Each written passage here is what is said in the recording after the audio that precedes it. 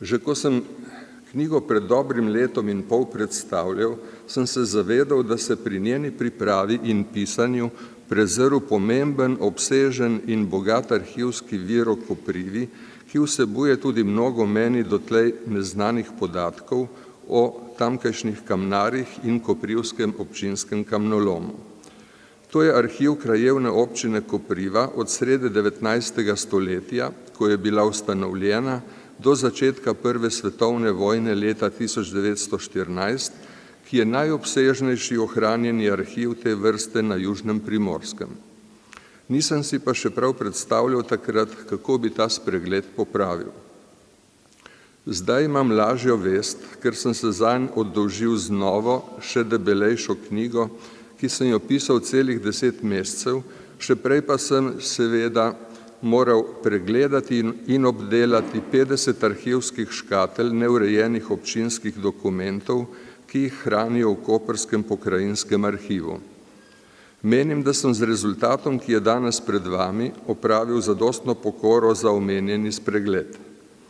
Z razumevanjem urednice, Inštituta za slovensko narodopise kot izdajatelja, založbe ZRC in Javne agencije za raziskovalno dejavnost kot financerja, mi je uspelo minus spremeniti v plus. Saj je prva knjiga o Koprivi dobila dopolnitev s še eno knjigo z bistveno širšo vsebino, kot bi bil zgolj dodatek nekaj poglavij s kamnarsko tematiko. Ko sem pregledoval občinsko arhivsko gradivo in v njem iskal podatke o koprivskih kamnolomih in kamnarjih, sem namreč spoznal, da bi bila velika škoda, če ne bi objavil tudi dokumentov o delovanju koprivske občine. Tako jim je posvečen glavni del nove knjige, v drugem delu pa sledijo dopolnitve prve knjige. Njen glavni naslov je Slavno županstvo v Koprivi, zgodovina iz Turna svetega Ilije, zato sem na naslovno stran dal občinski žig, na hrbtni strani pa se ponovi naslov prve knjige Kraški kruh post festum. Kakorkoli jo obrnete, ima knjiga rep in glavo.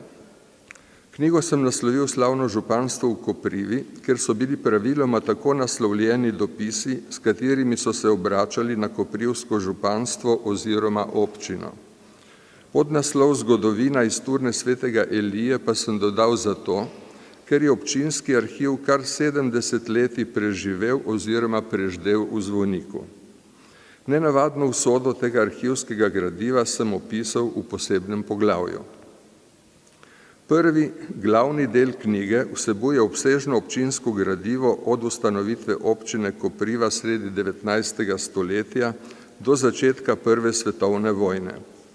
Da bo vsebina teh dokumentov bolj razumljiva, sem najprej na kratko orisal takratno politično in upravno-pravno ureditev avstrijskega Primorja ter jo osvetljil s številnimi pravnimi predpisi, ki so urejali različna področja delovanja krajevnih občin, tako da v nekaterih pogledih prikazuje tudi širše razmere v avstrijskem Primorju in v avstro-ogrski monarhiji.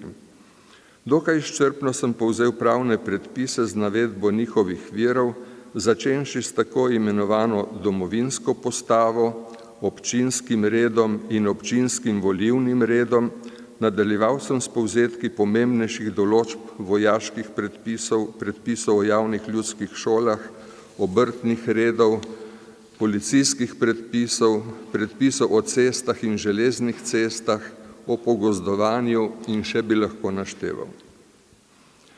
Temu prikazu sledijo poglavja po zaporedju posameznih koledarskih let, v katerih so občinski dokumenti nastajali, nekaj pa je tudi tematsko zaokroženih sklopov skozi več let.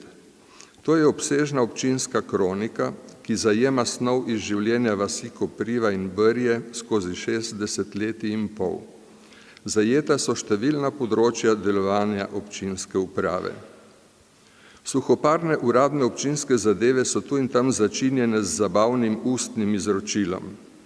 Naj vam ob sklepu predstavitve prvega dela knjige preberem še anekdoto, ki jo je po pripovedovanju Toneta Mrcinovega zapisal Koprivec Milko Matičetov, ki je bil danes že precej omenjen.